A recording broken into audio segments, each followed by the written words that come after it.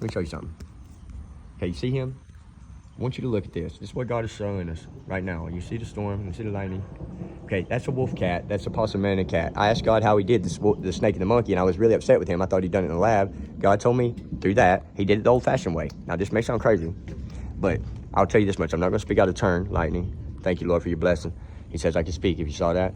Anyway, that cat does not look much like a possum. If you had not known that there was a possum under my house living with these cats, you probably wouldn't come to the conclusion that that was a possum cat.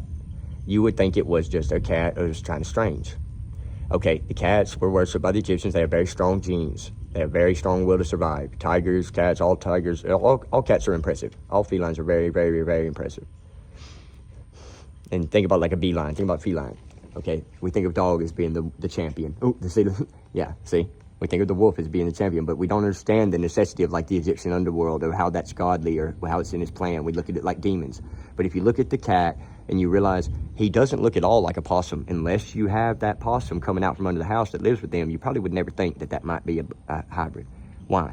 Because, see the dog's barking? Because the possum disappears. The possum has a weaker gene that is not very prevalent. It doesn't really show up in a defined way. It gives them fur, it gives them skin that's real similar. It's a marsupial, and it's a marsupial and a feline.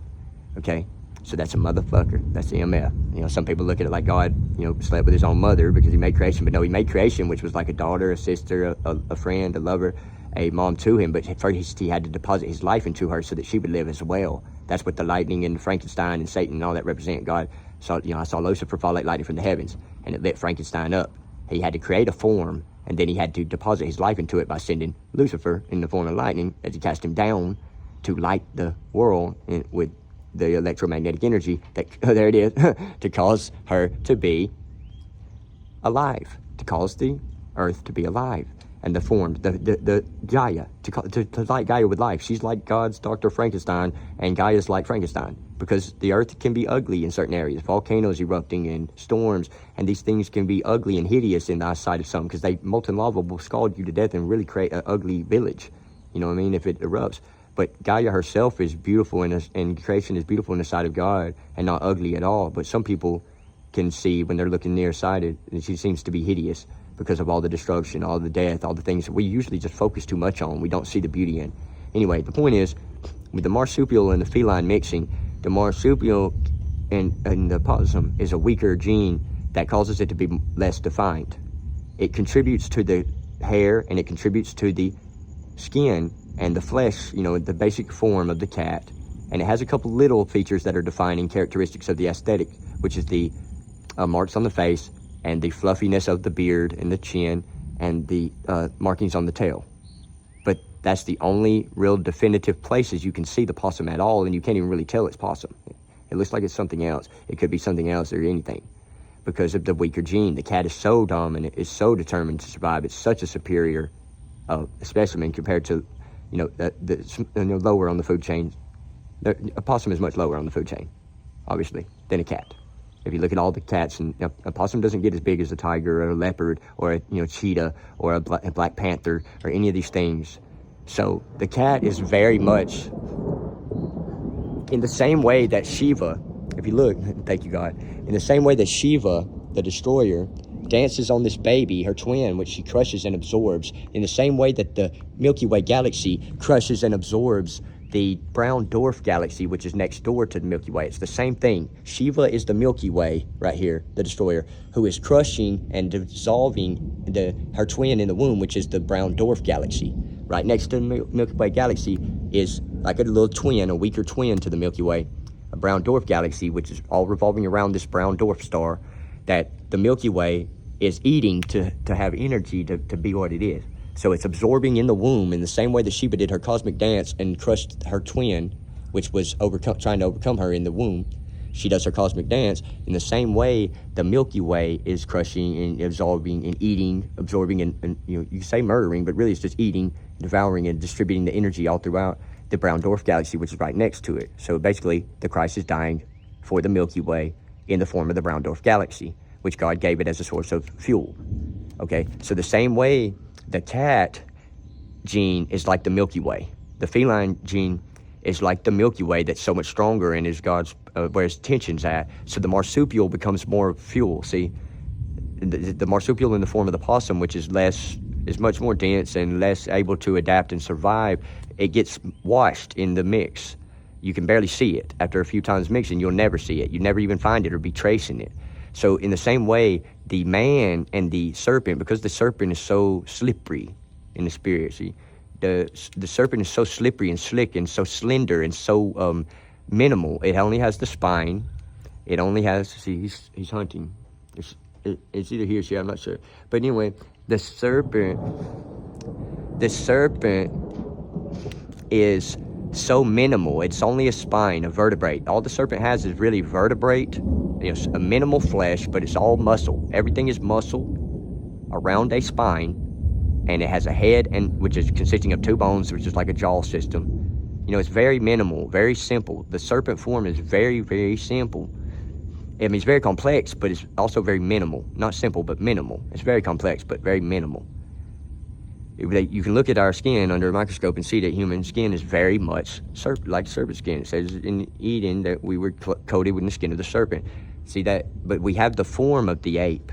If you look, we have the form of the ape. See the lightning? Thank you, Lord. We have the form of the ape, but we have the skin of the serpent. That's why he said he coated man in a serpent skin, in the serpent skin. He cloaked them. Man being the being inside of the ape form, not the... See, we confuse God's word and don't understand that man has an ape-like form, but he wears the serpent's coat as skin. What he's trying to say, if you ask me, look at the cat stalking over there. Anyway, hold on. Anyway, let me keep this simple and just say, the serpent, we have the skin of the serpent. We have the mind of the serpent if we are what they call reptilian. That's what a reptilian is. Like we talk about these reptilians in outer space, like people, they're humans that have the mind and the attributes and the behavior of the reptile. Now, there are more criminals in the ape, believe it or not, family. People think there's more criminals in the serpent, but actually that is a misconception. There is more criminal activity. Everyone blames the serpent. The snake is the enemy. But that is something the ape did with his interpretation of the ape, and that is a part of man's heritage and history. The ape in man is scared of the serpent. The ape in man is horrified. See the lightning? The ape in man, let me give you the light. The ape in man, which is part of our heritage and lineage because of God borrowing from the ape form to make man. Man is not the form of the ape that we have, and man is not the serpent skin he cloaks man with. Man is the being made of electromagnetic energy, which is inside the form of the ape, which is cloaked in the skin of the serpent. This is why Satan's first letters are SA, and why it's also friend in Spanish. God gets his point across, and these things start being loose ends that we're tying up. And this is huge groundbreaking work we're doing here, which is, we'll just stay on focus. We'll just stay focused. The point is that, believe it or not, the ape is the problem. Lightning. There's so many people that blame the serpent and the reptilian people, but the ape is a chatterbox. Listen to the ape and watch the ape and realize the ape is horrified of the serpent. Why is the ape horrified of the serpent? The ape is horrified of the serpent because the serpent is more intelligent. The serpent is more efficient. The serpent, compared to the ape, is like the marsupial in the possum form compared to the panther or the tiger or the Siberian saber-toothed tiger. It's just no comparison. See, God needed a basic form for man, and the most comprehensible and most logical form is the form of the ape, because he can climb, he can build. He has the most, it's the most godlike form. God sees himself with graspers. He has the ability to grasp like hands. He has the ability to stand upright. The ape is the closest thing on the earth to how God sees his form. He has graspers, he has reach, he has legs, he lasts, he has staying power, he has bone structure in his codes, in his beliefs. He has stance and posture. He's able to maneuver through creation like the ape maneuvers through the jungle on swinging from vines. God has, it's impossible to imagine the agility of the ape, the spring back, a healing power. The ape heals very fast as well, and he doesn't mind licking his own wounds. He doesn't mind getting down in the dirt and digging for roots or whatever he needs. The ape gets dirty and lives a filthy life. He's seen as filthy, but he goes very far in creation, much farther than any other creature. The ape can swing from vines. He can climb trees. He can run through. He's very good on land, flat. He's very good, lightning again. He's very good through the jungles of thick mud. He's a very efficient traveler, a very efficient, he's the pilgrim of creation. The ape can go places that no other creature with his weight and size and power and stamina. I mean, there's no other creature that can maneuver through creation like the ape. Because of his thumbs, he is able to hurl his heavy body and swing and climb to great heights, higher than any other creature, other than the bird with wings. He's not a winged creature, and yet he can touch the sky. He can swing from vine, and he's very agile. He's an athlete, lightning again. He's an incredible athlete. The ape is an incredible athlete. He's very formidable and very hard to beat in a fight. He's very crafty. He's very resourceful. He's very thinking on his feet. He has to think fast. He can get what he wants. He can get the highest banana from the highest tree. He's very limber. He's very agile. He's very quick thinking. He's not, in the long term, very intelligent. Long term, able to, retain knowledge that is like ancient, epic, spiritual knowledge. But he's able to sense intuitively and keenly what he is supposed to do to survive in this moment. He's very quick thinking on his feet now. He's the most efficient, fast thinker now.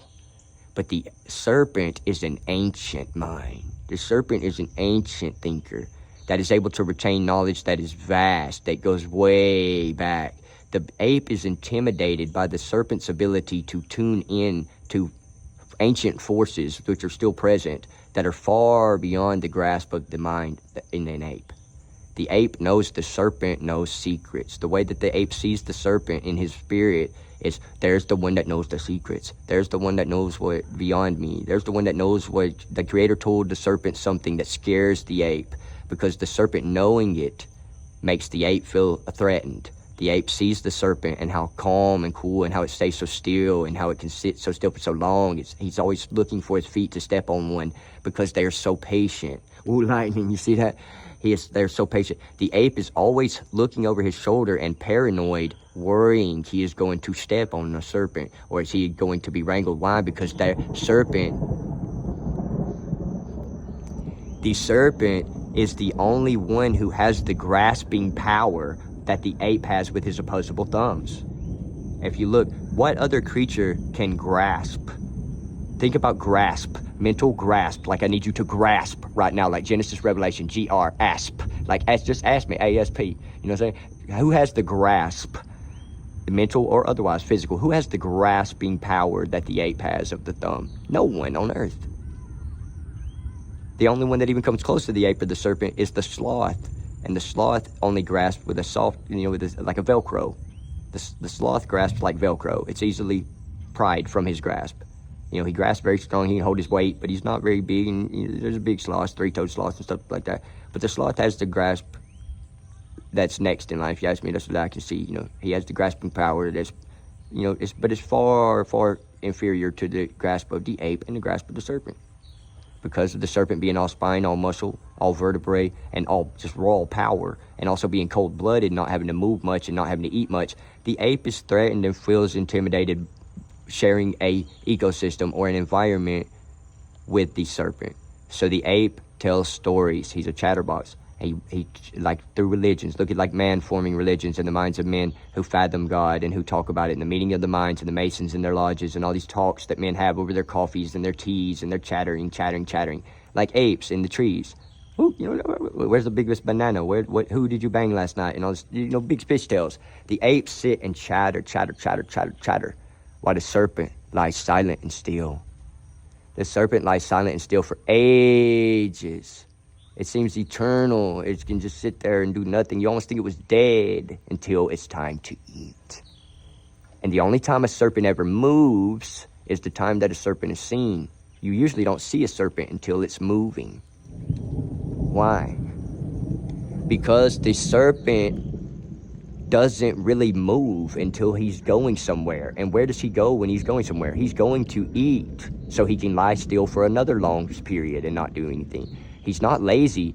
The serpent it lies still and fathoms deep things. The serpent lies still and tunes into a deep core vibration of the planet, and he's enjoying it. It's like a person might cool around a fire, and you might cuddle up with the fire with a girl when you're a teenager. You know, when you find comfort there with your cuddling with your girlfriend right there, and you can lie still there forever. You can spend all night by the fire and never need anything really, as long as you have something to drink, something to smoke. The ape is always moving. The ape is always chattering. He's always communicating. He's always doing something. His life is very busy and full. He is also very secretly envious of the serpent, because the serpent can lie still so long and need nothing. The serpent, he is not only threatened by and intimidated by its grasping power, which conquers his, the only creature that conquers his. The serpent is much more the grasper than the ape is. And the ape resents the serpent for his grasping power, which is superior to him. The ape knows that if the serpent was out of the habitat, then he would be the ultimate grasper. He would be the one that had the most powerful grasp. Whoever has the most powerful grasp, like your ability to grasp this knowledge I'm telling you, which is the truth right now, he's the one who runs the kingdom, which is why King Louis in Jungle Book was the king in his own eyes. But he wasn't the true king. The true king was Mowgli, who he was trying to learn the secrets of, but Mowgli didn't know yet God's plan for him to be the ultimate grasper, even more so than the serpent, because he had both of them, the serpent and the ape. Notice Kaa and King Louis were more troubled than Shere Khan, were they not? Shere Khan was big, bad trouble. But if you ask me, look at all the shit he got into with Kaa and King Louis. King Louis and Kaa were really Mowgli's main enemies. But notice how friendly they were with him. King Louis was very, very friendly with Mowgli. Hey, I want to walk like you, you know what I'm saying? Talk like you. I want to be just like you. Like, he was treating him like the king that he didn't want him to know he was. And look how, and Kaa hated Mowgli. He wanted to eat him so bad. But the protection of the panther, the Black Panther that moves in shadows unseen like the ninja of the jungle, protected Mowgli from Kaa. So Kaa was forced to be friendly with him. King Louis didn't want to hurt Mowgli. He wanted to pick Mowgli's brain. He wanted to know Mowgli's secrets. He wanted to know how he was able to do what he did that was beyond the ape. Kaa wanted to eat Mowgli. But Kaa was not able to eat Mowgli because of Bagheera, and who protected Mowgli. He was his shadow. He cast a shadow that was like this Black Panther that was Ra. They protected him. Okay, so Kaa, which was like Ra's counterpart, that's the coiling serpent that was around Ra. Ra, the Egyptian god, I believe, is the Black Panther Bagheera. And obviously his name is in there. It starts with Ba, ends with Ra. Okay, so barrel, like we're gonna have a barrel of fun. Like, you know what I'm saying? Like, I'm looking after you, and you're probably not gonna think I'm that fun at all because I'm your caretaker. Ba Ra. So Ba Ra, Ba Humbug, whatever. You're probably not gonna like me. I'm your shadow, but I protect you. So anyway, but the coiling serpent that Set protects in the Egyptian culture, Set protects Ra from a coiling serpent which tries to smother and suffocate him. It's like everything that he's taken on with creation. It's like his opposite. So Kaa is I believe, the counterpart to Ra. Bagheera and Kaa are enemies. You can tell.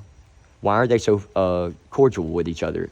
Because they can't defeat each other. Bagheera can't defeat Kaa because Kaa's too limber. He's too formidable. And so Kaa thinks it's funny to mock Bagheera. But Kaa can't defeat Bagheera either because Bagheera is so agile and is so fast and is such the climber. And snake, it takes him longer to climb. The cat can climb very fast. So Bagheera is able to contend with Kaa. So they have to be somewhat cordial. But anyway, Kaa is forced to be friendly with Mowgli. King Louis wants to be friendly. He becomes friendly sincerely because he wants to know Mowgli. But Kaa is only friendly with Mowgli because it will never know. He wants to eat him, but he will never even be able to smell him unless he's friendly enough that Bagheera will let him hang out. So anyway, what I'm trying to say is, you can tell by looking at the Jungle Book, and I'm not even saying the people who made these movies understand this, but it shows in creation everywhere. The truth is revealed. And so anyway, because Kaa and Bagheera, Kaa and Ra can't defeat each other, they just constantly kind of have a back and forth. Mowgli's in the midst of it. I think, but King Louis approaches him with this offer. This is like man saying, hey, if you just get a job and go to college, I'll help and let me basically suck your life force, and you just participate in society and be a cordial citizen, and you don't step out of line. I'll give you benefits. Pay you a job. I'll give you insurance. I'll give you teeth and health care. I'll give you all this stuff. King Louis is like the man. It's like Uncle Tom or Uncle Sam. He comes and says, Mowgli, if you'll just participate in jungle life without doing too much, don't use all your power, let me use your power and harness your power. I'll give you a good job at Walmart. I'll give you teeth and health care. I'll give you insurance. Your family will be taken care of. You'll have a nice house. You'll have a nice car. But you'll be in a karmic contract with me. Because really, King Louis is afraid of Mowgli ever coming into his power as a man. Why? Because he has what the ape doesn't, that the serpent has, that the ape hates the serpent for secretly. The ape tells stories, chatters like never stops, a chattering monkey. He chatters. It's not his fault. He's a communicator, but he secretly resents the serpent for having a greater grasp on reality than him. The ape feels secretly inferior and dumb compared to the serpent. So he fashions stories where the serpent is always the enemy. That's why Satan is always the snake. That's why he's always seen as this serpent character. Because the ape is hiding within himself, from himself, and from the others. He wants to believe he is superior to the serpent, but he knows that he is not. And he resents the serpent, because everywhere I walk in the jungle, he might be under my feet, and he's more formidable. He has the ability to grasp things that are beyond me. He's the only one that can contend with me in the whole habitat.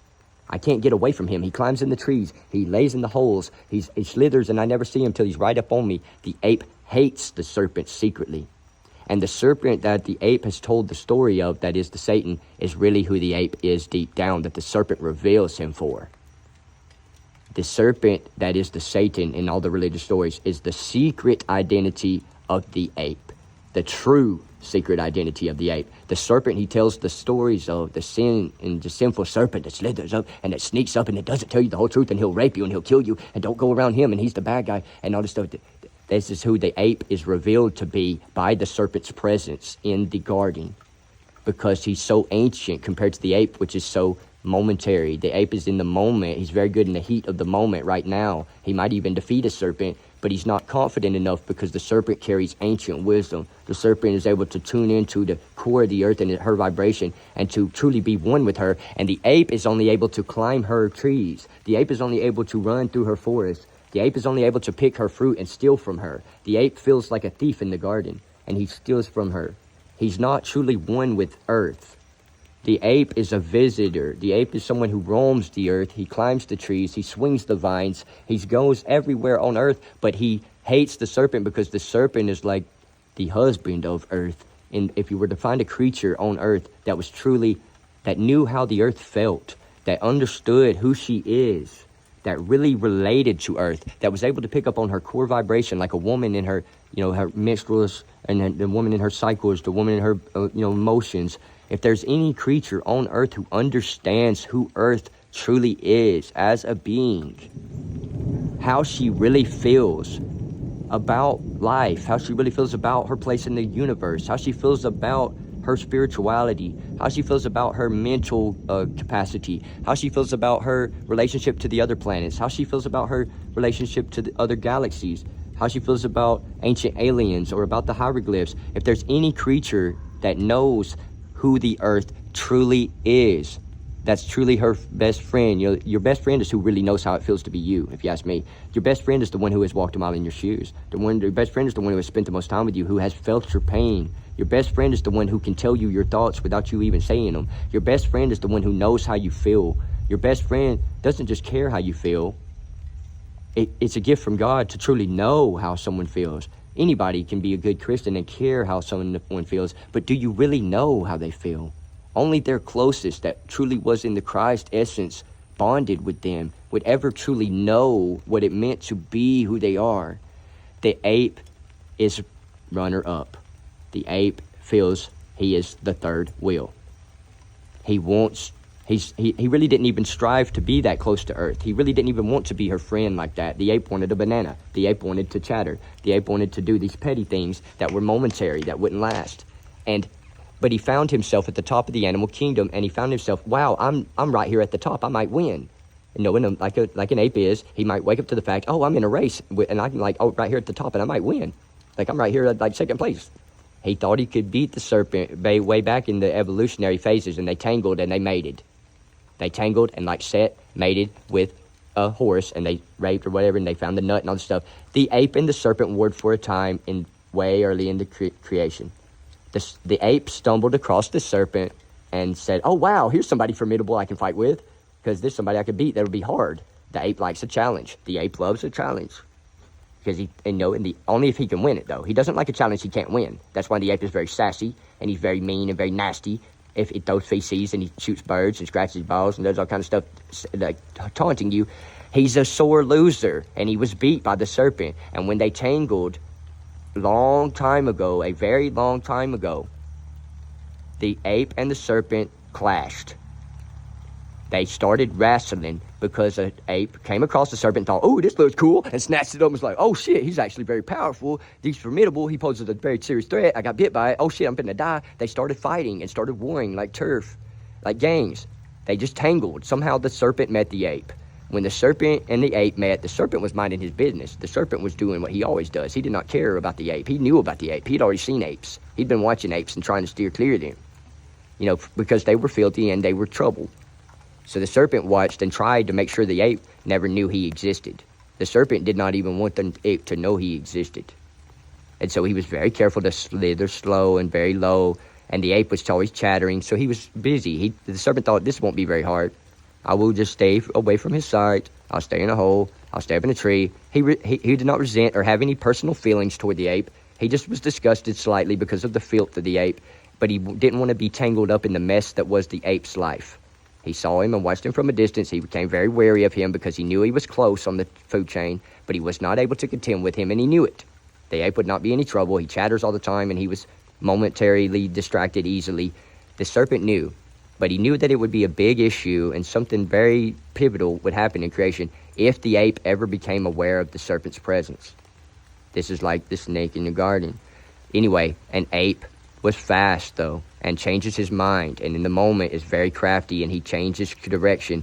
An ape met a serpent. He stumbled across him and snatched him up. He thought he would have some fun bullying him. He saw a worm. He thought he saw a worm, and he snatched up the snake. This was a big ape that was like a king ape, like it ran a pack, like a silverback gorilla or something. Did the dog come? Come here, baby. Come here. You come in here if you want to. Remember, she wouldn't welcome me in her home. She wants to come, but she wouldn't have me in her home. She thinks I won't have her in mine. I will have you in and look, I want to show you the love of Christ. Come here and I'll let you in. Come here, I'll let you in. I got food. Anyway, she was mean to me when I tried to go in her house. Anyway, this was a king ape that was showing off. He was mating. It was in mating season, and the king gorilla or the king ape that found the serpent, the king, he's the one that leads the pack. He changed his course. He was very, one day, like what you might call manic. He was very all over the place. He moved very fast. He changed direction. He changed his mind because he was confused. It was mating season, and he was showing off for the girls. He was swinging and doing tricks and flexing that he was the baddest ape. He found a serpent. And when he did, he snatched it up. And I thought, oh, this would be cool. I can show off for the girls in mating season. I can, I got a necktie. Look, it's a worm. And he threw it around his neck or something. He was just playing with it. He didn't understand the formidability of the serpent yet. And he said, oh, look at this. Watch this, y'all. Like you might do if you were a bully and you walked up to a retarded person and said, watch, I'm going to pick on him. Or watch, I'm going to pick on this little worm. Watch, he thought he would show off and he would flex for the girls in the mating season. He would prove he was again, he already had, but he would prove he was the baddest gorilla in the bunch and he was the one to mate with. He just found something to fuck with. He was going to flex for the girls and, wrestle this snake or do little tricks with it, throw it around his neck, make a funny joke. The ape was real playful. He might have threw it around his neck, said, look, a necktie, you know what I'm saying? Or he was just playing with it. But the serpent bit him and killed him. Fear spread throughout the entire jungle and all over the earth because of the chattering of the ape. Their king gorilla, the biggest one, had been bitten by some creature that no one knew existed. They thought it was an alien because the serpent is so different. They thought it was an alien. Like you're talking about probing aliens like Anunnaki and stuff like this. That the stories we tell horrified of these fifth dimensional beings, that's what happened. The ape picked up what he thought was a worm and was showing off and was joking and saying, watch this, y'all, I'm going to pick on the little worm and watch, I'm going to do some tricks with him and stuff and make a balloon animal and tie him into a shape and stuff. And the serpent was pissed because he didn't want to tangle with the ape. So he had made his, desperate attempt in that moment to make the biggest impact he could to horrify the whole ape community of the serpent. He bit him, and he was a venomous snake. He wanted to send terror through the ape kingdom to stay away from snakes, because snakes do not mingle very well with the ape, because the snake is clean, he's sleek, he's slender, he's smooth, he's agile. He has a lot of things that the ape has in common, but he does not live a filthy life. Notice the serpent is lower than the ape and is much more in the mud than the ape. The ape climbs the tree so high and stays out of the mud as best he can, but he takes the filth with him everywhere he goes, and there's nothing but a mess everywhere you have an ape living. The serpent looks at the ape as like you would look at your retarded cousin, if you, and no offense to anybody who's mentally deficient or has any kind of, Alzheimer's or Asperger's or anything like that, or Down syndrome, but the serpent sees the ape as like you would see a cousin with Asperger's, someone that you had to care for and change the diaper of.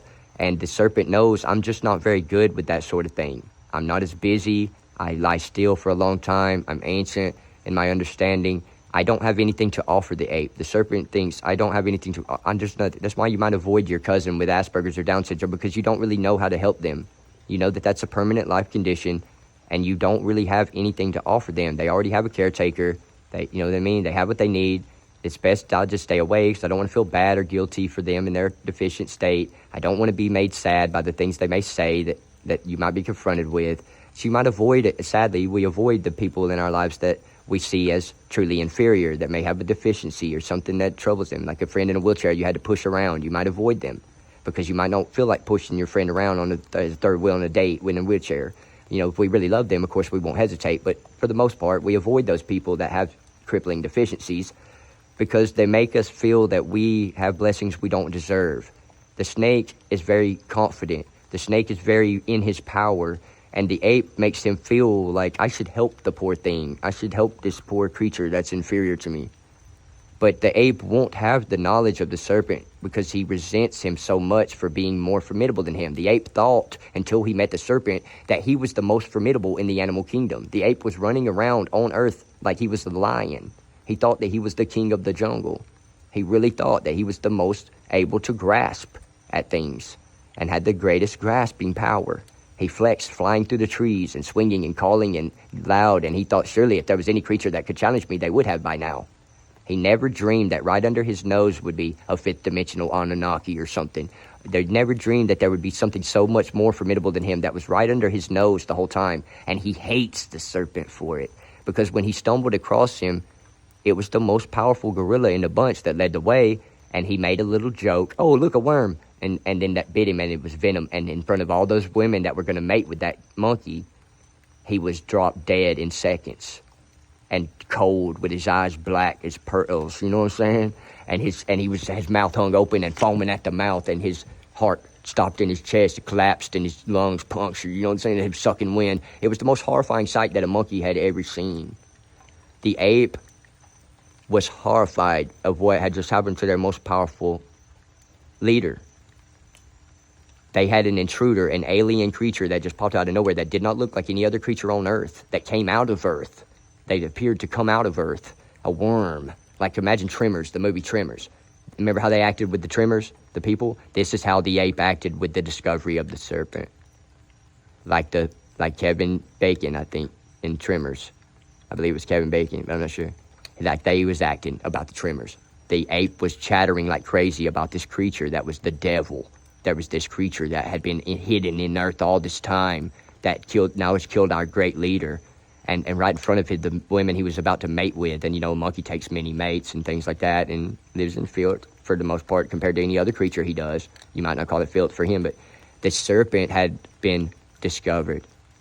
And it terrified the entire planet, because the ape chattered about it they killed our greatest leader. There's some creature, there's an alien. There's a thing popped up out of earth, and it was a worm, and it killed him. It's so fast, and it was like, wow. And it was the most powerful one in our bunch that was fitting to mate in front of us and flex on us by mating with all these 4 or 5 badass bitches. And then all of a sudden he dropped dead, and he was cold as ice, and his heart collapsed, and chatter. And there's this horrifying creature that is the devil that we must like warn everybody about and tell every creature on earth that it exists. And now everybody, and they told these stories. That's why all the ancient stories have the serpent as the Satan. But really, the Satan is the ape who misunderstands the serpent. And he paints a portrait of himself, his spirit self, when he chooses the serpent to be the enemy in his stories. He really hates the serpent for a few reasons. One, because he killed his great leader. He killed him fast with one bite, 2 fangs that you never even felt until they were in your blood, the poison. And it dropped so fast, you can imagine. The ape was horrified. All of a sudden, his whole world and his whole grasp had changed. It's like the cops there watching that just saw God move. All of a sudden, everything had changed about their whole approach to this. All of a sudden, everything about what they thought they were witnessing has changed. Everything is like in question now. Everything, like I'm wondering if my family gonna be cursed if I come against this dude. Like, is this for real? You know what I'm saying? All of a sudden, everything about your reality is coming to question because you've discovered some aspect. The smoking gun. It's called the smoking gun. The serpent is God's smoking gun as far as the animal kingdom.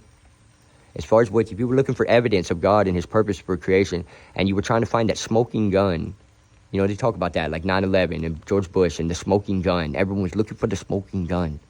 That's in a murder case, you're looking for the smoking gun. The serpent, if you're talking about wildlife and life forms and animal life forms, you're talking about what exists in nature. The serpent is the smoking gun, which is why everyone points to the snake when they say, who is the devil? Who knows the secret? It's that one, the one that goes in earth and becomes one with her. Like you would enter your wife with your member. The one that is most intimate with earth is the one who knows. The one that was here first is the one who knows. The one that we didn't even know was here until much later. The one that was so crafty and so sneaky, so sly, so slippery, so calm and so smooth and so patient. The one that's so able to adapt, so minimal that you would never even notice it and is barely even there. The serpent, that's the one that every creature on earth is jealous of, because the serpent is the earth. And he knows her. If any other creature besides earth herself is the earth and knows her feelings, knows her vibration, understands her patterns, knows her secrets, knows who she truly is at one with her. If there's anybody she's throwing slumber parties and inviting over to have pillow fights with, it's the serpent, because he's able to enter her and become one at her core to her deepest point, penetrate her, but also able to roam. He's able to climb. He goes as high as any except the bird. The bird is the only one that goes higher than the serpent, which is what dinosaurs were. There's a combination of birds of prey and reptiles. So anyway, that was a disaster, supposedly. But the point is, the ape is scared, and he doesn't mean to lie about the serpent. But he was horrified because that serpent meant to leave an impact when he realized, oh no, an ape has just picked me up. He's just discovered me, and he's just picked me up. And I'm in his hands, which are grasping at me. You don't fondle a snake. You don't take it and bend it into a balloon animal shape and make a joke out of it, like this monkey was trying to do to call attention to himself in the mating season, when he wrapped it around him like a robe, or he wrapped it around him like a necktie or a scarf, and told the ladies, look, is this cute? Look at this worm I found. It's funny. He was cackling and making jokes. The serpent was offended in his intellect and his intelligence and his ability to escape. He knew, oh, you just fucked up. You just fucked up, because you don't even understand I'm a venomous viper. And you know what I mean? All I got is, and the ape thinks, oh, he doesn't have much. He's just a worm. He's just got a head and a tail. There's nothing. But the serpent is insulted, and the serpent says, oh, I've got a lot more than that. I've got venom. I've got fangs. I've got 2 fangs. I've got a cool action spring. I've got nothing but, like, what's this? And the serpent wants to make an impact and horrify the rest of the clan so that they will learn, and for the rest of forever will stay away from snakes, because the snake doesn't want to be constantly confronted with an inferior creature that needs his help. The serpent sees the monkey is crafty enough, he's fast enough, he's an athlete, but he has no mental power to grasp what the serpent knows, which is the serpent's great power. The serpent's great power is the ability to keep a secret. The serpent is like a secret that God keeps. So the only thing a snake really has to offer in the spirit is the secret that he keeps, which is why he's the one who shares the secret with Eve. The serpent's great ability is not his grasping power, like the ape prizes him in himself. It's not his agility or any of his athletic qualities. The serpent knows himself. The ape is not sure he knows himself. The ape knows everything else. He knows the terrain. The ape knows the environment. The ape knows how to get food, but he doesn't really know himself. The serpent knows himself. The serpent knows what he has to offer. He knows who he is. He knows where he belongs. He knows. That's why he rests so long in the same place, because he's not really trying to get anywhere other than where he belongs, and he stays there.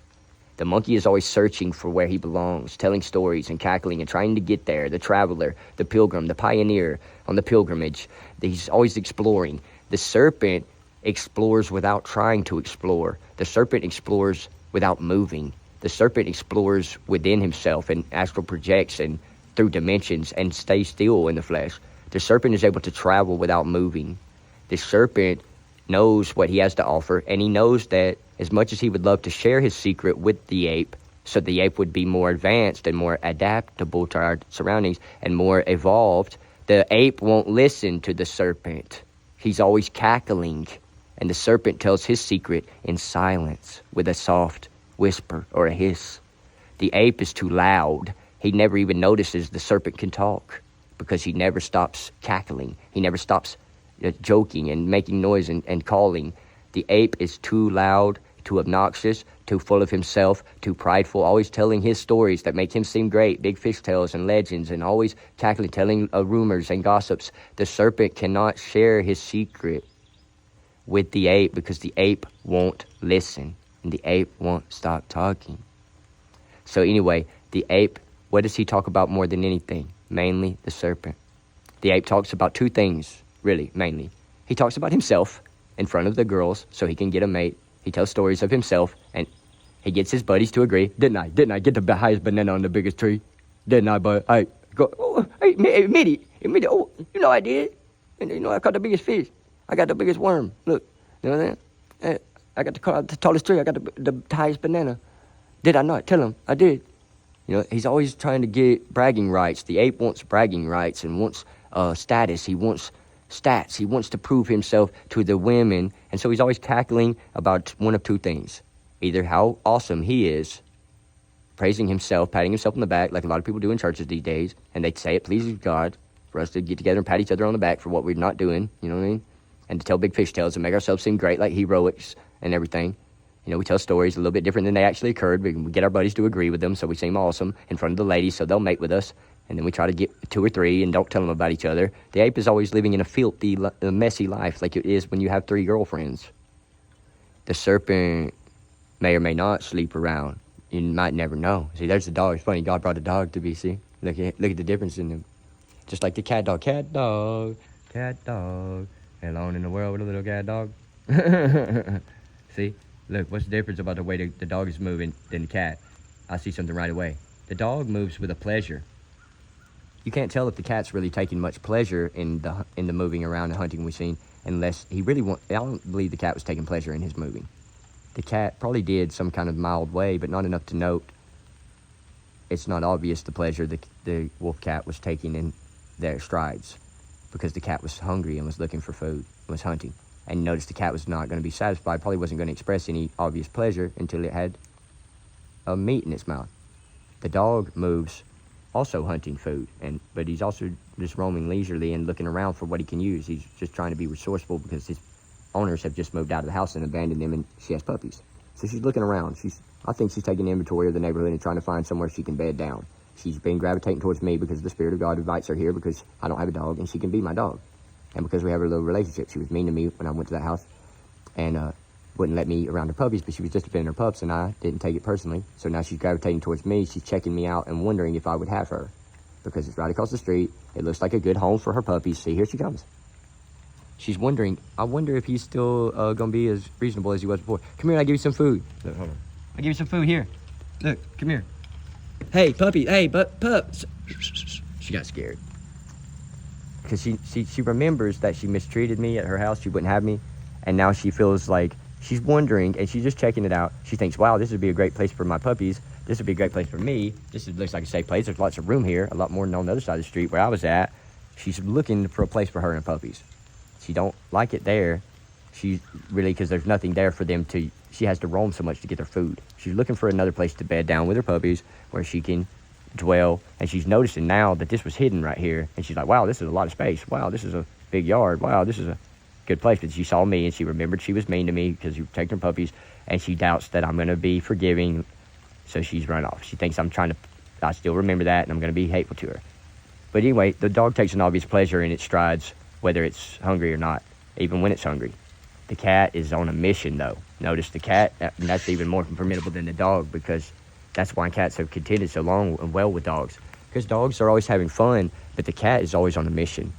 The cat is never really having fun until he is at rest. The dog has fun all the time. Always fun. Even laying there resting, that's still. He's having fun. He tries. He has a fun attitude. The cat is very dead serious. It's the same relationship as the ape compared to the serpent. The serpent is the cat that's very serious. Seems very, very cold, very callous, very cruel even to the warm blood in the dog. They look at cats as like, you're sassy, you're mean, you're sharp, you're just so, I don't know, you ain't got to be so like anal and tight. You're just really cheap. They loosen up a little, have a little fun. The cat is always on a mission. You have to take everything so serious. The dog thinks, wow, I could never live like that. But the cat thinks, I could never live like that. Just obliviously, just codependent on your master and just letting him just throw you a bone whenever. And otherwise, you just go without. You're just act like a baby. Same relationship between men and women. So anyway, that's why a lot of times men want to demonize women and women want to demonize men. But that's what we need to realize, the lesson that the monkey and the serpent teaches us. Anyway, in the story of Egyptian, I'm going to keep this under an hour. In the story of Egyptian mythology, Set and Horus are facing off after Horus has grown up in secret and is finally able to contend with Set. He faces Set and they fight. And this is his uncle. They fight and they're fighting for the Egyptian dynasty to be the top dog of the whole thing. Now Horus has come of age and revealed himself. And like the ape discovered the serpent, thinking he was the badass, Set stumbled across Horus, who had grown up in secret. He knew of him. He had heard of him, but he had not even known he was really real or not. He grew up in secret.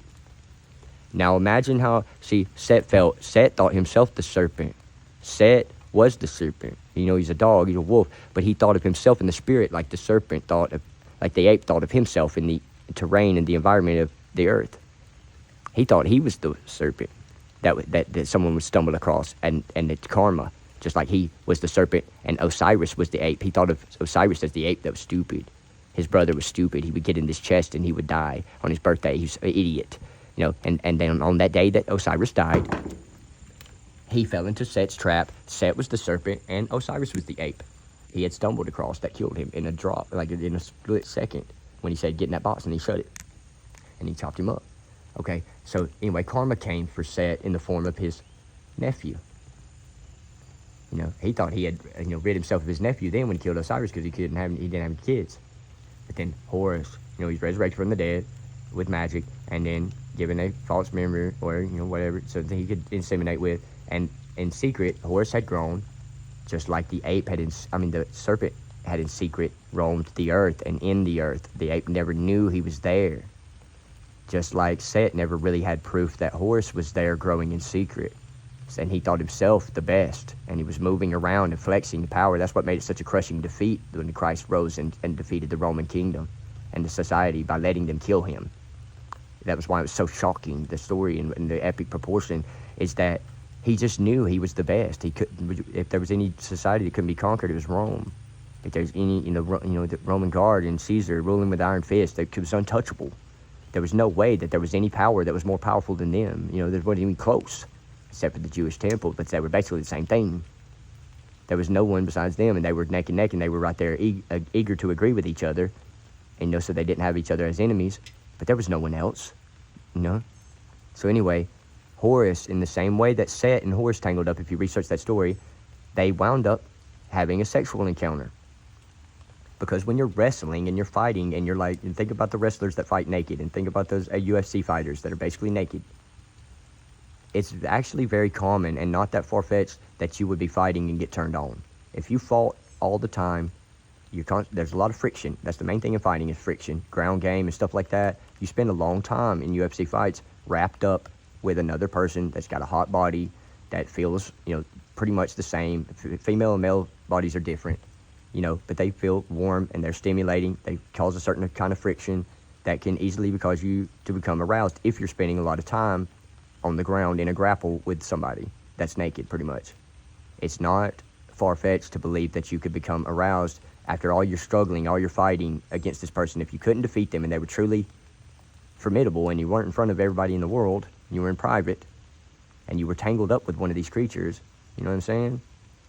It's not far-fetched to believe that you might become aroused, and you might actually find that each of you had become aroused. Because when one becomes aroused, if you notice the nature of our creatures, and it's like a domino effect. One person becomes turned on, another person gets turned on. And then next thing you know, everybody's turned on. Like our little sex party when we're kids, and little 7 Minutes in Heaven, and Truth or Dare, and that's how all these games start. Spin the bottle. You know what I'm saying? One gets turned on with the thought they have, and they share it with another, and then everybody's turned on. And then there's like little sex games and stuff, Ouija boards, and all these freaky things. That's what happened. That's how man was created. Without the legends of the ape and the men that God have inspired in the Holy Spirit. Thank you for chiming the bird. It confirms. The ape and the serpent tangled, and they fought against each other for a while because the ape was horrified of the snake and wanted to eradicate it. They didn't know that it would be so formidable. They were terrified of it at first and thought they couldn't contend, but then they met other snakes that were non-venomous, and they didn't get bit. They tangled with them and were able to survive. They were confused why they weren't able to kill them like the first one, the venomous one that made them such a horrible reputation. Anyway, non-venomous snakes and apes started fighting each other, and the apes were proud to have found a serpent they could defeat, or a serpent they weren't defeated by, and so they were encouraged by this, and it lifted their morale and their team spirit. They began to tangle with serpents more often, thinking, hey, maybe we can take these. Maybe that was just a fluke accident. But they, over time, began to realize that there were some that were venomous and some that were not. But they were wrestling with this creature for dominion in the animal kingdom to find out who was really truly the most formidable and able to grasp. And as they did, monkeys being the filthy creatures that they are, excuse me, I'm not trying to be rude, with the minds that they have, they momentary fleets and lapse of judgment and all kinds of trouble they get in, all kinds of jokes and nasty, dirty jokes that comes from the ape. The serpent wouldn't tell you a dirty joke unless it was truly sophisticated. You know what I mean? There are dirty jokes that are very classy and that are very deep and interesting, you know what I mean? It's like the romance novel compared to the porn magazine. The monkey, not the serpent, is responsible for porno. The serpent is responsible for the romance novel. You know what I mean? The film that consists of a sex scene that's very classy and well written. But the ape blames the serpent. It was that dirty serpent that made the pornos. It was that dirty serpent that made the sex stuff and all this nasty stuff. Because the ape is embarrassed of his own filth and his own nature to be, inclined towards it. So he blames everything on the snake because the other monkeys will believe that. Oh yeah, it must have been the snake. We found your stuff under your bed. Who is this? Who did this? Oh, it was that dirty serpent. That dirty serpent. Are you sure you're not just trying to cover up your own filth because we all are scared of the serpent? And we'll believe that? Because it sounds like something we'd imagine the serpent would probably be doing in the hole all day. Like, we don't know. No, I'm not nasty like that. I mean, I already live in filth. I'm not going to admit that I'm that nasty. It's the serpent. It's the dirty serpent. So anyway, truth be told, the real serpent that is the Satan that we tell all the legends of is really the hidden nature of the ape that doesn't want to face himself in the mirror that God provides in the form of his formidable opponent, which is so much more formidable than him, the snake that utterly obliterates him. Because the snake is the partner of the earth. The snake is the one who she invites over when no one else gets invited. That don't, when you go, some nights you only invite one friend, it's the serpent that she invites into her core, not the ape. Why? Because the ape can't understand her. He's on top of her. He swings through her. He climbs her. He moves about her. But the serpent is one with the earth. The serpent is a navigator and like an avatar of the earth. He goes to her deepest point. He climbs to her highest point. You got to think, well, the birds go higher. Yeah, but that's not really earth anymore. That's in her atmosphere. That's in the sky. But I'm talking about the one that knows her to her deepest point and goes to her highest point. The serpent can go everywhere. The water, the mud. There's no limitation other than the fire. You can't go through fire, but he is the fire. He is the electromagnetic energy. He's the most electric of all. And electric eels and things are similar to serpent in their form, not in their real genetics, but their form. But anyway, the point is that the ape resents the serpent because he thought he won. He thought he won the race. He was looking around at all the other creatures and thought, wow, I'm the most badass one. I'm swinging for the vines. I'm making the call, the loudest one. Wow! I'm got the loudest screech. I got the baddest bitch. I got the hairiest back. I got the damn goodest grasp. I got the damn banana, the highest in the tree. I got all this stuff. I'm the most badass one. I didn't even try to be. I'm just naturally the most badass one. And then the serpent killed him. And came out of nowhere and killed him. And it horrified him, and it was very soul-crushing and very demoralizing and very diminishing. And he, you can imagine the effect it would have on the morale of the other apes. I thought we were the best. He was just telling us and had us convinced we were the best ones. Who is that? What was that? Why is he dead now and cold in like a split second? And we blinked our eyes, and now our fucking great leader is dead, and there's some like alien that's flying off in the mothership now when the snake goes in a hole. It's like, what the fuck was that? Anyway, so they had to check each other out like a dog sniffs butts. They started sniffing each other out. They started wrestling. They started trying to poke at each other and pick at each other and figure out who each other was. They saw more of each other. Anyway, a snake and a monkey began to tangle. Somehow genetic fluid became passed from one to the other, and there was a pregnancy. I believe there was a pregnancy, and somehow genetic fluid was passed and it caused pregnancy. That's why Christ being born of the virgin. I'm not saying that I'm not disputing that. I believe that totally true. I believe that absolutely true. That Christ was born of a virgin. But it also works if you look at it like the virgin there was no mother for him to be born of because of the void between tangible physical creation and God who is outside of creation. So the virgin mother is almost like the void between creator and creation. There's obviously a space between creator and creation. You see what I'm saying? Creator and creation, there's a void. It may be an illustration. I don't know that, but it's just the theory. But there's a void between creator and creation. There's a distance between. That's why I'm bridging the gap. You look at Christ as if, I'm saying, obviously you cannot mate with who isn't there or who you don't know for sure is there. It doesn't have a tangible form. But there's a gap between creator and creation. This is an illustration. If it's not right, it's an illustration. Just know there's a gap between creator and creation. That is like the mother of Christ. That is almost like the virgin mother. I believe that there was a virgin mother that literally gave birth to the literal Christ, flesh and blood Christ. I'm not disputing that at all. But also you can look at the symbolism and see that there's a gap between creator and his creation. Just the same way as if I was going to drink this water, I have to reach for it. And between me and this water is a gap. Okay? So if I'm trying, if I want the sun, you can eat, it's cool. Bleach. If I want the sun, if that's my goal, is the water, and I'm creator way up here, I have to reach to accomplish my goal, which is to get this water. So if God is looking down on creation as we're looking down on this bottle of water, and I see my son being formed in creation, I see the ultimate goal is my son, Christ, and his kingdom, then I have to close the gap between me and this that I'm envisioning in creation. So his mother is almost as if he doesn't have a mother, but he does. And his mother is in the potential energy that is all around creation, all around and between me and this. This is what I'm trying to accomplish. My son, this bottle of water, I want to drink it. So his mother, the mother of what I want to achieve and how it's born, it's conceived in this womb that is the potential energy that I'm penetrating as I reach and interact with his mother, which is the potential energy we share. I'm able to, through her, which is why Mother Mary is so precious to us, I'm only through her existence, which is the gap between me and him, the potential energy between us that allows me to reach out and grasp him in the midst of creation and form him in creation. This is why God teaches us to revere the Mother Mary, and why she is seen as like a void or like a darkness or like a pit or like and people misunderstand her, because she is not the void, she's the potential energy also as well between creator and creation, which allows creator to interact with creation. If there was no a potential energy there for him to create within and for him to interact with, or for him to pierce and to prod at and to shape, to mold, he said, I'm the potter, you are the clay, and if there was no potential energy for him to create with, then he could not create his son. So he teaches us to revere the Virgin Mother. That is this, it's impossible to obstruct this potential energy or destroy completely the potential energy that is like the Mother of Christ that God uses to create him in the womb that is the matrix, the spiritual womb that is the cosmos. So the matrix meaning womb. So he teaches us to revere our mother, but it's almost like she's not there, but it's almost also like he's Mrs. Doubtfire. But then through the potential energy that he's able to interact with to create the Christ, He's able to create mothers, real life mothers with tangible, emotions, thoughts and feelings and lives.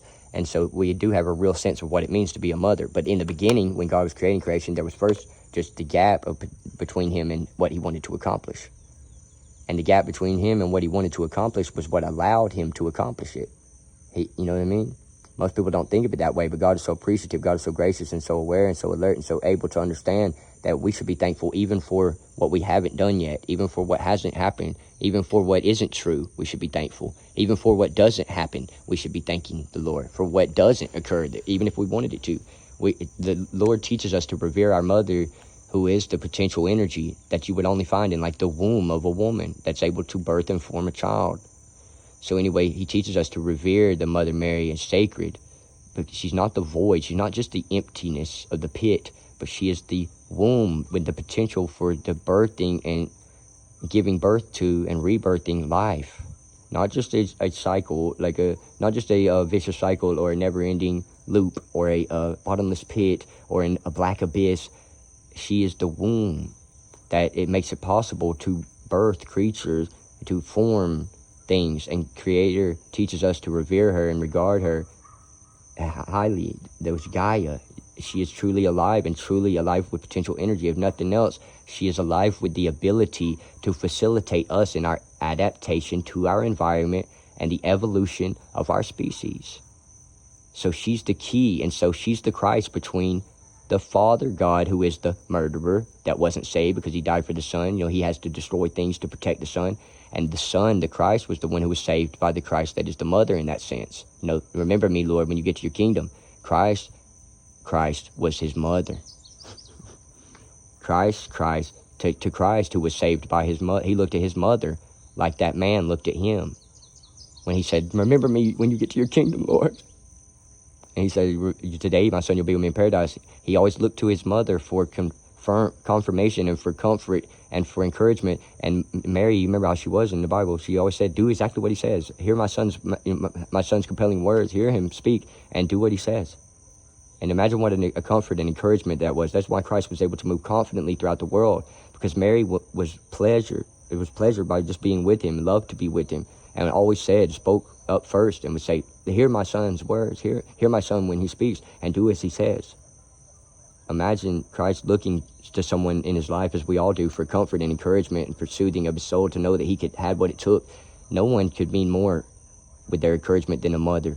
And imagine how he felt at that wedding when he got to go with his mother, who was proud to be by his side, his wedding date, and who said to them as they entered, hear my son's words and do as he says. Do it as if he was a commander-in-chief. Imagine how proud. Christ would not have moved so confidently. He would not have been able to take up the cross with confidence and do as he did all the way to the end without Mary and her heart for him, which is like the heart that Gaia has for us. And it's obvious and undeniable because of, look at how she provides for us, or how Creator rather provides for us through her, and everything he's provided for her that she shares with us in the fruits of the planet, in the nuts and all the precious commodities that our nations are run by. There would be no armies to be afraid of, or any shows of power, or any flexing of forces.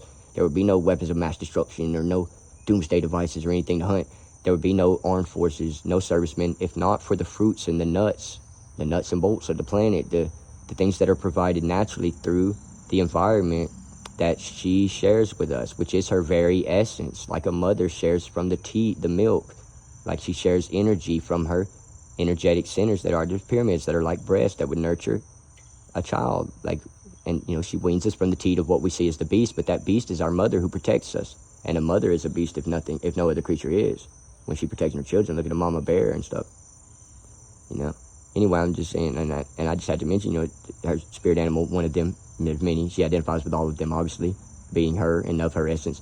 But that sea turtle, and protected by that shell, that hedge of protection, which is God's plan to preserve and prosper her in ways that the other planets aren't able to.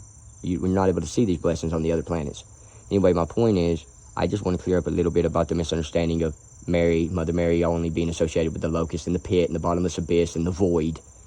She's also the womb. Would you see a womb as void? No, not when it has the potential to create life, and you can't say she doesn't, because look at our species.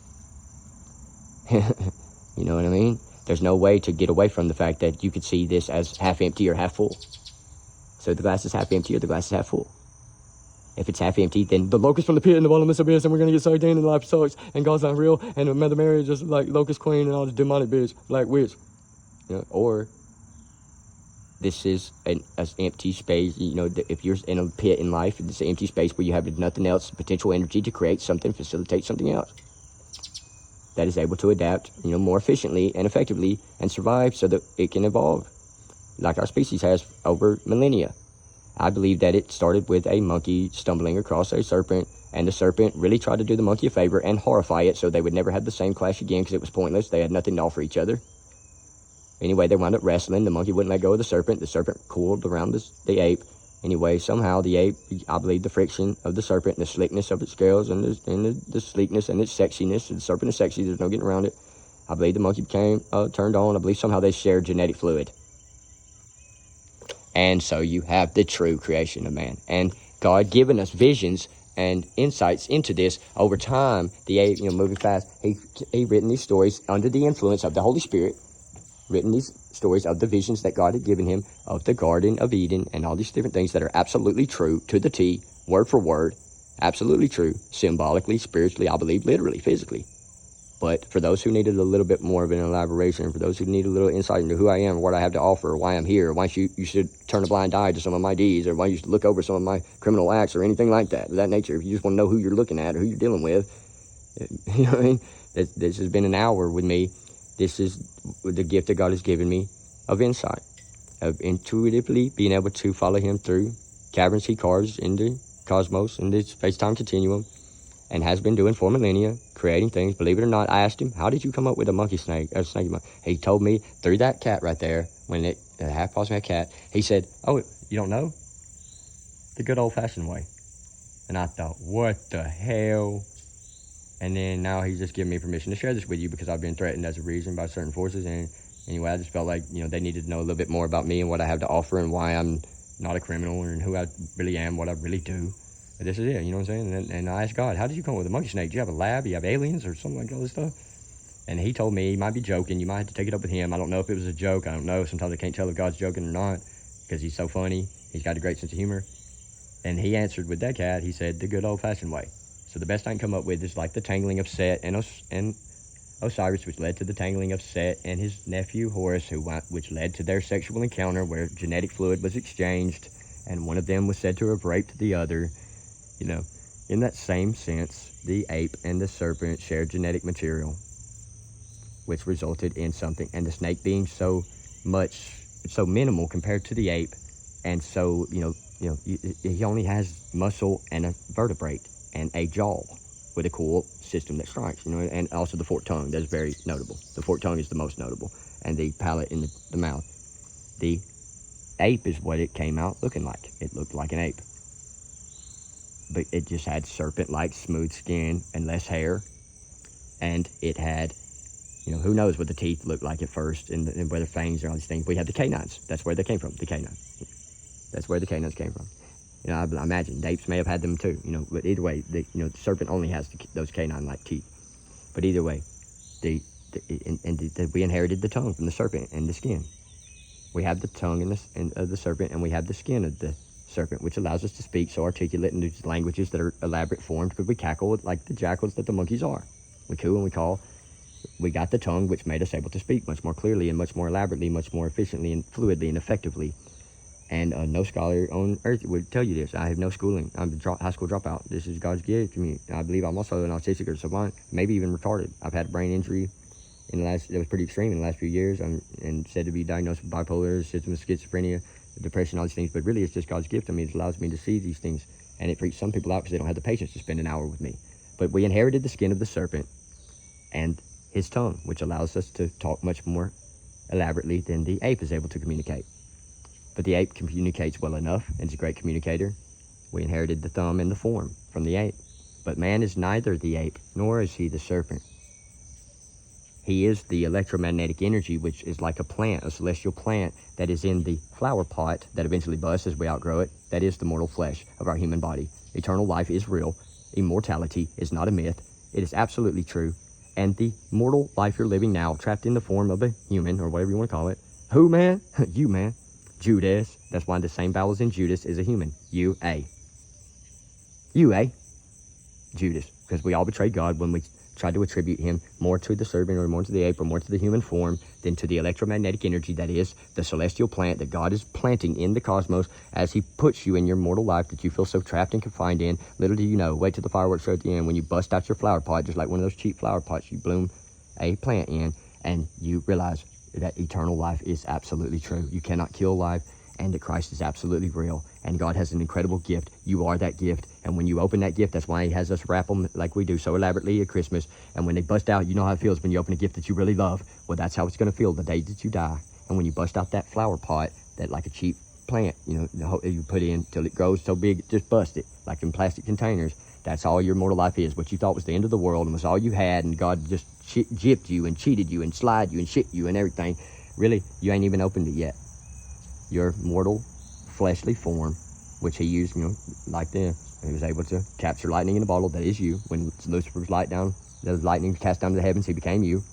You know, at the lowest point, forced to slither to the earth. You know, that lightning that fell from the heavens, that lightning that God trapped in a bottle or caught in a bottle, as the old saying goes, lightning in a bottle.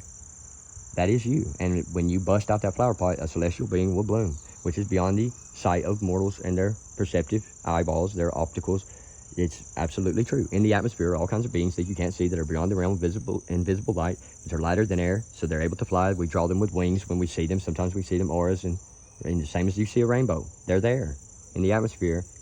And your ancestors, you've never lost a loved one. Your best friend who died or whoever it is that you've lost that you're crying to God over and mad at him about, they're probably sitting right there beside you thinking you're a fool. Because you have no idea that they as exist as they ever were. They're not that flesh that they busted out, the same way that a plant is not that flower pot that they bust out of when they outgrow it and you have to plant it in the earth. You literally, your life has not even begun yet. You have not even been born. You are in the womb. That shell is your mortal life. That is not who you are.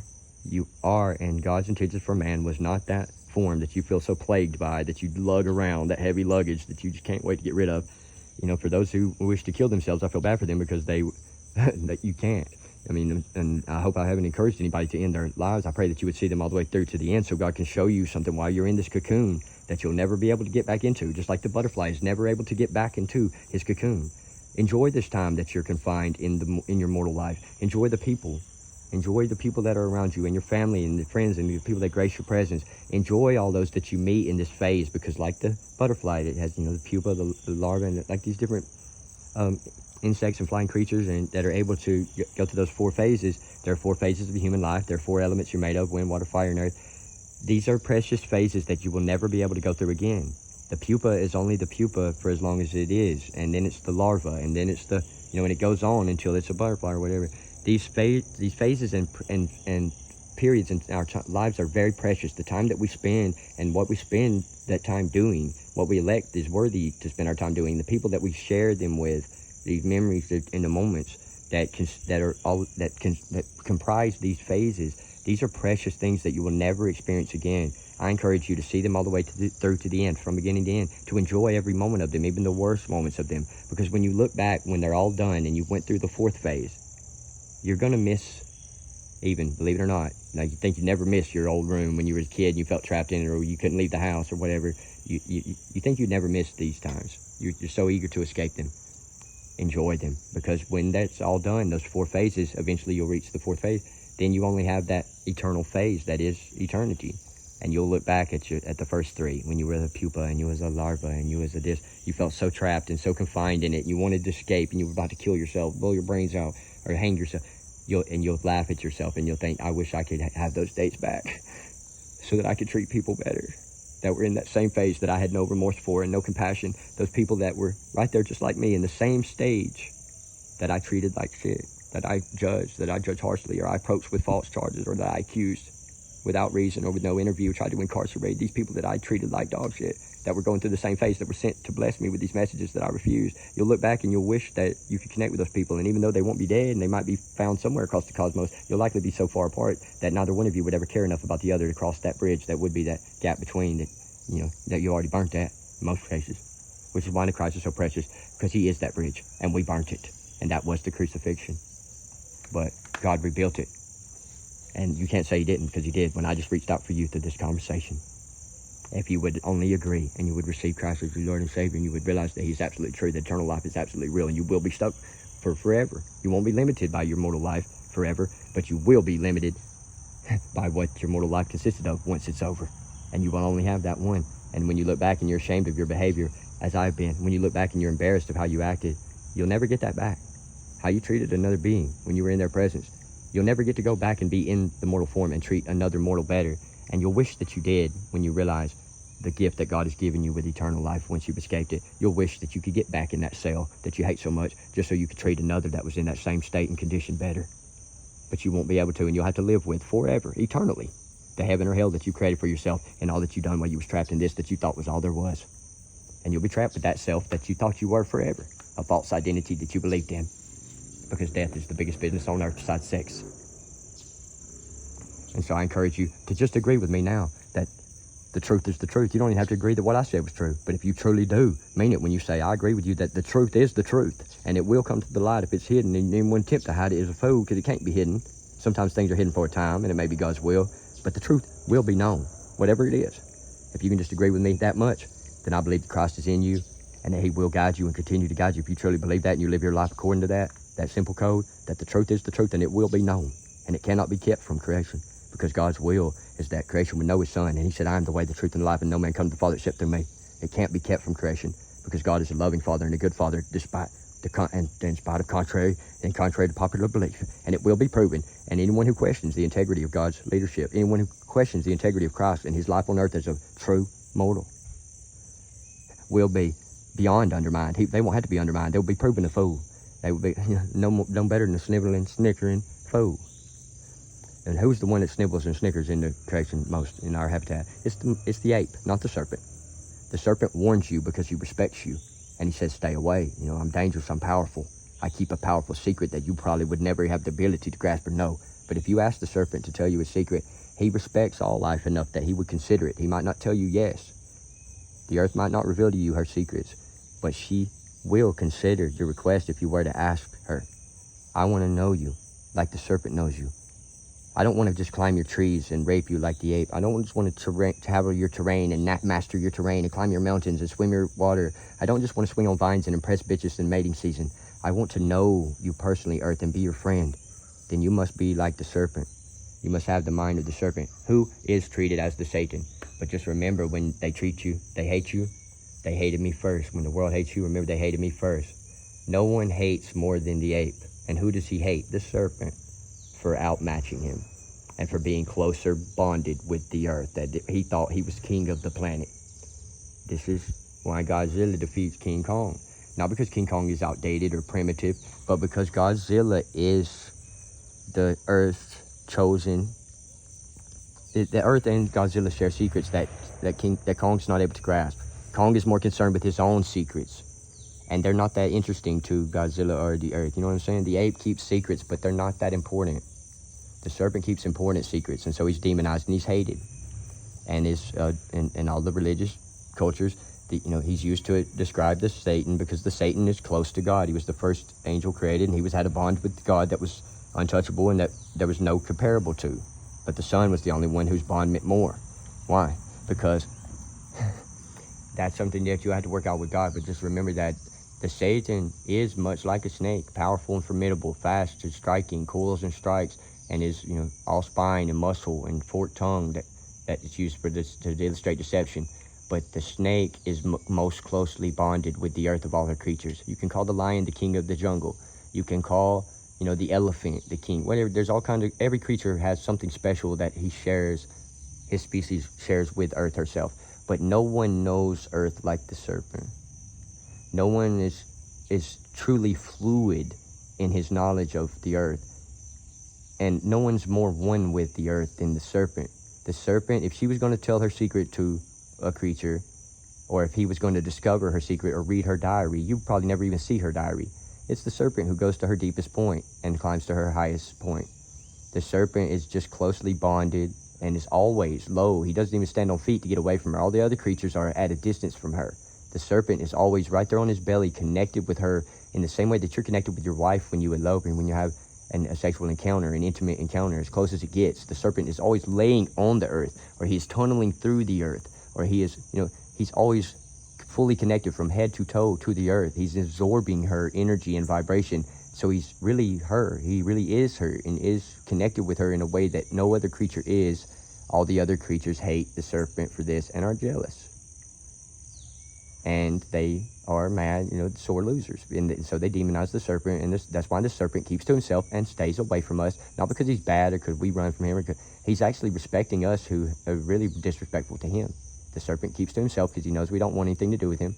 But if you go stepping on him or you go looking for him, you got trouble. You know what I mean? The serpent is very formidable and powerful. And I think that it's a testament to his character as a species that he would even respect our wishes to stay away from us so much. We find a snake here every now and then. We find one here and there. But for the most part, snakes are very respectful and keep away from humans and mind their business. And they know they're not wanted in human society. They don't really want to be here. They're not the infiltrators that we make them out to be. And the reptilian are just people that are more cold-blooded in their approach toward life. They may not be as affectionate or cuddly, may not be as lovey-dovey, but they have something to offer our species. And the reptilians are not our enemy. Reptilians are to be learned from. They only seem like our enemy because they're cold-blooded and they have less to read. They give you less to work with. The hot-blooded ones that are cuddly and lovey-dovey and real talkative and real energetic and real, congenial and all these things, the people that are real bubbly and real expressive, they give us a lot to read, so we feel more comfortable in their presence often, but they are of an inferior intelligence.